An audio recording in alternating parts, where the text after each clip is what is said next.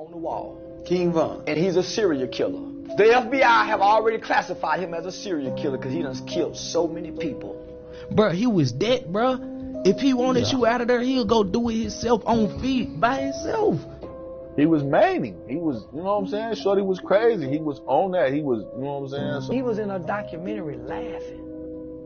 You know how sick you gotta be to knowing you killed this girl? When I heard that Von got killed, I was relieved for the community, man. Cause he was over there torturing them guys, man. I ain't gonna lie to you, man. But I was happy as hell when I found out Von was dead. Nigga, I cooked for the whole day. Something was wrong with him. That's not human, man. You're not regular, man.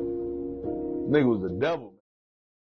Welcome to the chapter 268 review. I do enjoy the chapter. I think it's pretty great for what it is. You know, a lot of people have mental breakdowns whenever a manga ends for some reason, and it's whatever. I mean, there's even people complaining about how Sukuna looks at the very end of it all. 2 pages of him as a blob, as people throwing out 45 chapters of mayhem. I just don't understand how these people think, but you know what? Maybe it's better if I don't. In this video, we're going to be covering the entire chapter, and then we'll be speaking about a lot of the plot points in this chapter that I think will be resolved by the end of the series, or should be left open-ended. Since I value the time of both you and I, let's wrap up this little intro and get into the chapter. The chapter begins with a conversation between Megumi and Sukuna. Sukuna asks Megumi, "How do you intend to keep living with that disgrace? You lost your body to me, took the life of your own sister, and you still refused the hand that reached out for you. That's right, the brat you ended up saving, he was the one who took the lives of many people. Give it up. You will never live a righteous life again. Let me handle things and stay out of the way." Megumi goes on to respond by asking Sukuna, "Why do you sound so desperate? Is it because there's still one more left? One more of your fingers? If there's a specific way to become a cursed object, getting carelessly stripped off by Itadori will mean your death. And resonance will not be beneficial for you, as if the 19 fingers disappear, the last one will also lose its soul connection from the impact. I'm relieved to know that even you fear death." And what Megumi is saying here, like, the shock of 19 fingers of Sukuna, 95% of his essence disappearing, is gonna hit him so hard that the final finger will just disappear. Megumi goes on to say that I never intended to live a righteous life from the start. It's obvious, but there are more people in the world than there are of oneself.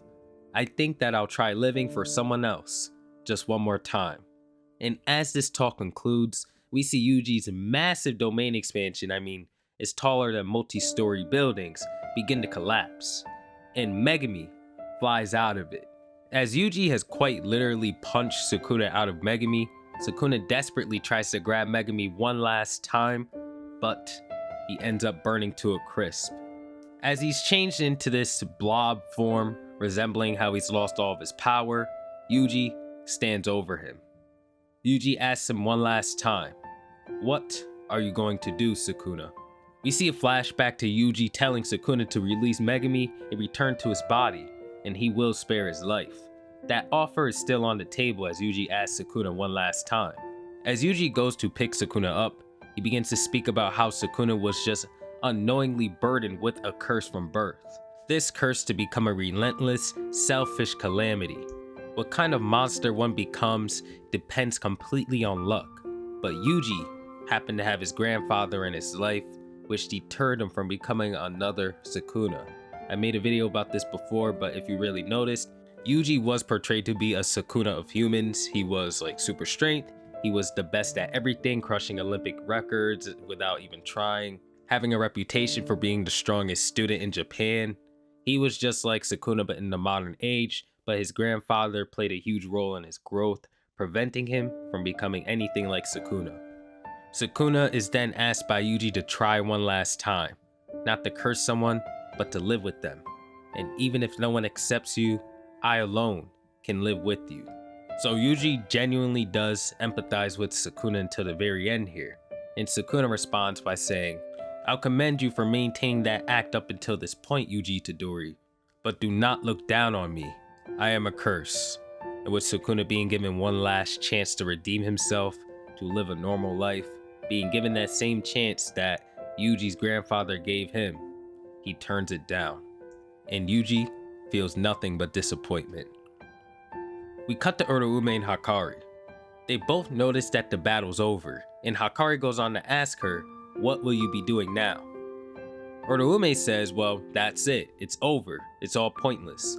The only reason why you guys defeated Sukuna was because he was stuck in that vessel. It's not because you were stronger. You were simply lucky. Being born 1,000 years too late saved your life." And Hakari goes on to say, "We were lucky, huh? To me, that's the greatest compliment." Uraume begins to scoff and say, "Well, I guess you're right." And she breaks into many icicle shards, and that battle's over. As of Uraume's fate, I think it's unknown personally, but who knows. The scene shifts to Megumi waking up within Jujutsu Tech. He sees Yuji and Nobara doing the box thing that Yuji did a long time ago, and he asks what are they doing. They say that they wanted to pull a Nobara is alive prank, and I'm like, after everything Megumi's been through, are they seriously gonna do that to him again? Like, if you don't remember, Megumi was pretty sad when Yuji died, you know? Like, he was down in the dumps. I think it's pretty mean that they're doing this, and I get doing it to Yuji because Yuji did it to them, but Megumi just does not deserve that. Anyway, Nobara goes on to ask them about why, like, they aren't crying tears of joy that she's back. And Yuji says, "Well, I cried a little, and we literally seen him do this in the fight against Sukuna." And Megumi says that he's not shocked at all because he was seeing everything from Sukuna's perspective anyway. And Nobara's like, "Watching it live really does matter, huh?" It's interesting to just see Megumi back. And Nobara too, I guess, but I don't know. I guess I'm already over it. It's interesting to see the new Megumi design too. Like, he looks cooler than he already did. It's really cool. I like that Sukuna's face mask left scars on his face because he looks raw. Anyway, Yuji goes on to say, "Let's get to it." The other two have no idea what he's talking about, so he explains. The plan was to wait until all three of us could be together to open these letters from Master Gojo that Shoko had been keeping. And Megumi says letters, and Nobara's like, "I can't believe he would write for us. Like, that's kind of strange. It's out of character." Yuji explains that there's only 2 letters, and there isn't one for me because he already explained everything to me. Megumi says, "I guess it's time to open it then." And we see Nobara's reaction right away. Yuji wonders why she's so shocked, and she just explains that this is all about her mother, her whereabouts, and etc. And Nobara says, "I don't really care," and we find out nothing about her mother.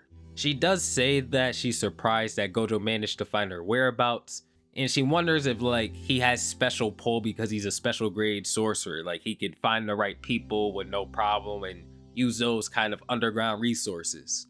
And as she's about to start talking again, she notices that Megumi's been laughing the entire time. Yuji and Nobara both wonder why Megumi are laughing because I don't think we've ever seen him laugh before, and they grab the letter from him. He says that it's pretty much the same as what he wrote to Nobara, and they're surprised in a bad way. They're wondering why Megumi would laugh at something like this. He says that it's alright, and the other two say, "As long as you're fine with it, Megumi, I guess it's okay." And what the letter says is, "Too bad, but Megumi's father is no longer around. I was the one who took his life." And it just has like a little funny Gojo face saying sorry. We then transition to the trio getting up to leave somewhere. Nobara says that Megumi has to come as well, and Yuji reinforces this by saying they said everybody has to come. Megumi says I need to properly apologize and thank everybody, but that's not the reason he's going. Yuji says it's about Yuta, and as we see all the characters that are still alive or at least present at Jujutsu Tech, they all begin to walk toward wherever Yuta's at as they hear somebody berating Yuta. And Megumi says, "Is this what you mean by help?" And the chapter ends. It ends on kind of a funny note. So there are a lot of things to talk about with this chapter. I'll talk about like the more important things first, then the open-ended things that I think the story will get around to at some point. First and foremost, I want to speak about the letters and why Gege handled them in the specific way that he did. We find out what Megumi's letter says and the exact writing on it because Toji was actually relevant to the story that Gege was telling. We don't find out anything about Nobara's letter, just details of it because her mother isn't that important. but she does still exist. And lastly, of course, Gege said, oh yeah, Yuji had this talk off screen, so we're not gonna find out any details about it. I'm sure that it was also about Kaori Itadori and Jin Itadori, but at this point of the story, again, like Nobara's mother, finding out details about these characters is not essential. You can want the information, but it's probably left up to interpretation. Hate to break it to you guys, storytelling 101, leave some mysteries in your story. Not everything needs to be answered. And I'm not gonna lie, Gege has made it clear that he wasn't gonna be answering everything in the story a couple of times now.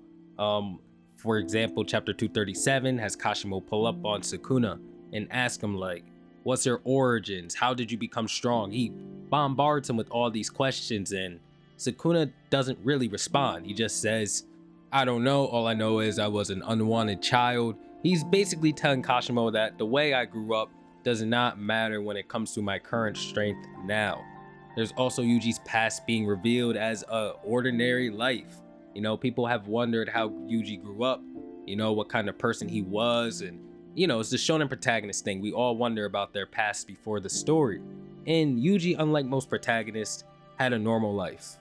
And chapter 1 just says it straight to our face that Yuji does not care, you know? Like, I was gonna tell you about your parents, the grandfather says, and Yuji's like, bro, don't tell me because I don't care to hear it. It doesn't matter to me. I'm sure there are more moments in the story that just say like, yo, there are certain details that we're gonna keep hidden because it doesn't really matter if they are revealed to the cast or you guys or not. So that's personally my take on it. Although in my opinion, it would be a nice treat for your viewers if you do give us some of these answers that we're looking for. Really just Yuji's parents, you know, that's all I care about. All the other mysteries can go. There's also the conclusion of Hakari versus Uraume, and I'm not gonna lie, I'm disappointed, but Hakari's role as a flat character is all but confirmed at this point. I mean, the cast always compliments him as this very intelligent and kind person. He's already at the level of strength that Yuta had to work up toward in his original one-shot. And then Hakari's usually down to go with any plan in the story that Yuta comes up while the cast struggles mentally with them. And then he was already built up to be this monster that Yuta had an entire character arc around during the Shinjuku Showdown. I just think that Hakari was already at the place where Gege wanted to bring most of his characters. So I don't think Gege really felt the need to do too much with him. Like I said in my spoilers, I do wish that Kashimo just took his head off and got him out the story. Same for Uraume when she tried to intercept him in Sukuna, because these two characters, they were definitely a problem for Gege, and I honestly don't think that he knew how to give them a super satisfying conclusion. But I guess for the story that they're in, the roles that they play, you know, it's okay. And we all know Hakari being in that Sukuna raid, right? Like if he beat Uraume and went to fight Sukuna, it would just end the raid in 2 chapters because Sukuna was so whittled down, overwhelmed, and you can't get rid of Hakari. It'd be a hard thing to write, I'm not gonna lie. Hakari should have got wiped earlier in the story. That is my personal solution, and it's not gospel, of course, but that's just what I would have done with them. There's also one last thing I want to talk about when it comes to Hakari and Uraume in their final conversation, and it's what Uraume says. You guys only won because you were born 1,000 years too late. And it's just very ironic because they set that up for themselves. Sukuna and Uraume came into a time where they should not exist, where they don't belong. If you notice with a lot of these Shonen Jump Final villains, they're always in a time period where they should not exist. They are breaking the rules as parasites to, you know, torment the current cast in their modern time. I did get into this in my comparative analysis of Demon Slayer and Jujutsu Kaisen. Shameless plug if you want to look at it. But Sukuna and Uraume, again, lost because they were born 1,000 years too early, not the other way around. Our sorcerers did no wrong in winning the way they did. You'd have an untouchable legacy as the strongest and the most unbeatable sorcerer had you just stood within the rules of the world. And I like Hakari's response to this even more. I was lucky, that's the best compliment I could receive. And this just reinforces my belief of Hakari being an extremely mature character. Because as we know of Hakari, he says that I create my own luck. Like, luck doesn't just appear for me. I bend the world in my vision and my rules and the way I live in order to become a lucky person. And I think Uraume actually understands how Hakari thinks and like what he meant by this was a compliment, because she laughs and agrees. Now maybe I'll change my mind on my interpretation of this in a couple of months or so, right? But I do think Uraume believes that they lost fair and square after Hakari said that. She understands that Sukuna and herself put themselves in the position to lose by doing what they did, and Team Hakari took complete advantage of those weaknesses and used that to win. You know, sorcerers are nothing but con artists, and I really think it all ties up very nicely. I think it was a nice conclusion to whatever the hell their fight was supposed to be. Lastly, Sukuna's conclusion, I think is perfect for, you know, somebody who's a force of nature, this walking calamity, to go out in such a pathetic manner. And if you really paid attention throughout the raid, or at least remembered a lot of details, you notice that this raid would have Sukuna slowly whittling down this unbeatable, untouchable mental fortitude that he had as the strongest, and beginning to doubt himself and his beliefs as Yuji was growing as a sorcerer. And not only that, but as a person, as Yuji would walk through everything Sukuna would shoot at him with unrelenting will, Yuji would say that you are me, you know, like everything you called me, you are in my same position. You thought low of these people with overly high opinions of themselves, yet here you are, being looked down upon by somebody you called trash and the loser now, you know what I'm saying? I think it's a nice full circle moment. And when the reread hits, when that 200 chapter plan comes back into the story as you reread the series, and then the 55 chapter run that Sukuna goes on right after, you reread all that, man, your mind's gonna be blown. I overall think this was a very good chapter.